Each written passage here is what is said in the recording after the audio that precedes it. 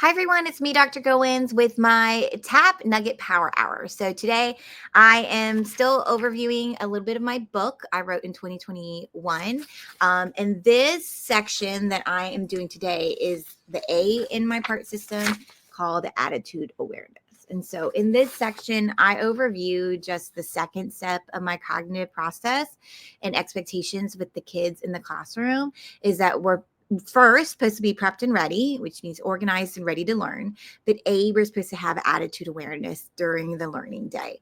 So attitude awareness, I open the intro of my section with this. For a majority of my life, I've dealt with an anger problem. My dad was pretty quick tempered, so I thought it was an acceptable reaction when I was growing up. And so I grew up with parents who were immigrants from the Philippines. My dad had actually joined the Navy to have a better life. Like opportunity was the motivation of why he endured a lot, and he endured a lot. The conditions, as he would describe, were terrible, but it was the only chance of opportunity he had, and so he was very thankful for it.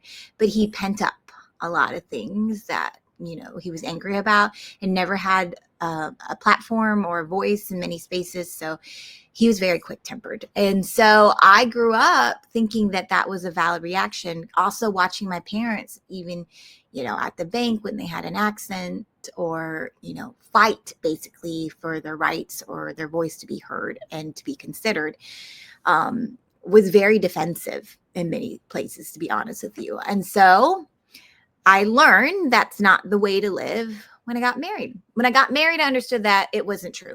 I've been making changes ever since then, but if I dissect what it looked like every day was little moments of a bad attitude. So once offense came up in a situation in life, just like my dad, I would just, get angry. But anger didn't look like a lash out. It really just looked like a bad attitude. Maybe a sarcastic comment. Maybe I go ghost and silent.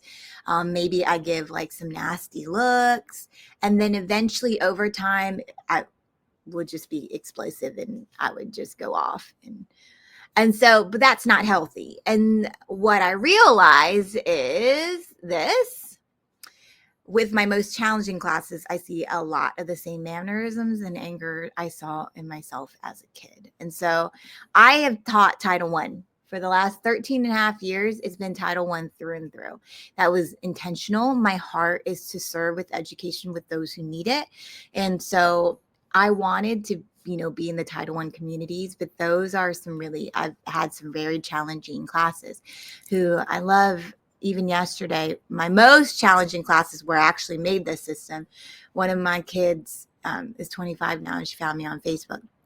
And she messaged me, and she's like, "You were my favorite teacher." And I laughed. I said, "Oh my gosh, that year was a hot mess."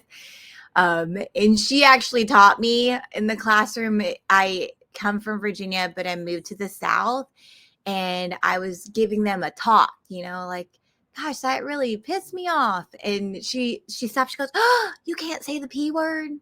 Ms. Goins, you can't say P, psst." She said, "You can't say psst.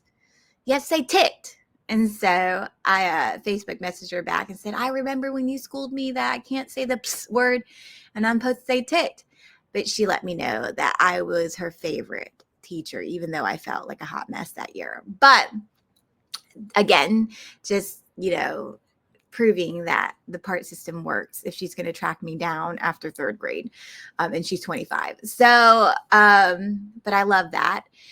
Anyways, I have challenging kids, and it's not just my kids are struggling, their families are struggling, and even maybe historically have been struggling, or there's been, some family changes or transitions that have made things difficult. So they're offended. They have a right to be offended. Let's just be honest with that. They just don't know what to do with it. So it's going to look like a bad attitude. So with that in mind, I only ask this. That's basically what I said. When things arise or surprise a person, their heart reacts. So they're going to get offended, and that's okay. But when that happens, this is what I ask when I prompt my students to have attitude awareness. I am just asking them, I'm not asking them to be perfect, like Care Bear happy all the time. No, I'm just asking them to be aware of their attitude in the learning process during the school day. Awareness is the start to any change. And it's important that your students realize that being aware is not being small, it's being so strong and it's being so wise. And so, if you can be aware of your bad attitude, then I can partner with you and let's go ahead and tackle why that attitude is there. Let's hit it while it's small before it ends up to be this huge, gigantic, chaotic storm.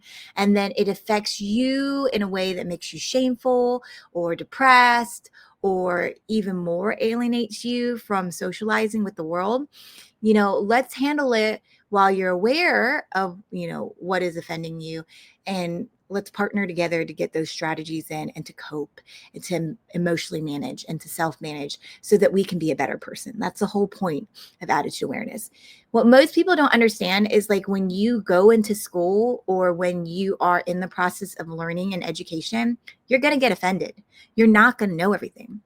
And part of the learning process is making mistakes, which means that you're not perfect, which means that you're not always in control. And sometimes you need help. Burn, that's got to hurt. And so for these young kids who come from like this picturesque world from social media, they're really having a hard time with perfectionism or the fact that there's actually a process. They can't just have that beautiful cake that comes with sprinkles that has the blinking eyes just because they tried. And so this is a hard world to integrate in, but attitude awareness helps them to kind of understand that they have to be aware that the attitude exists, so that we can address it. A bad attitude stops everything in the learning process. It's important that they understand that being aware allows us to do something about it. All right. I hope you guys have a wonderful Thursday, and I'll talk to you later. Bye.